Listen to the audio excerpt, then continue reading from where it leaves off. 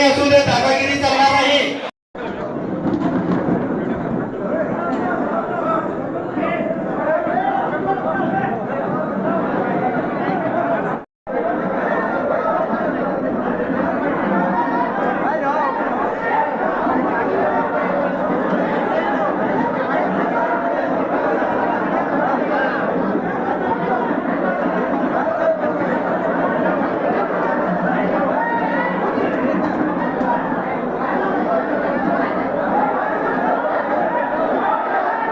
मान राखून या ठिकाणी रेड्डी धन्यवाद देतो.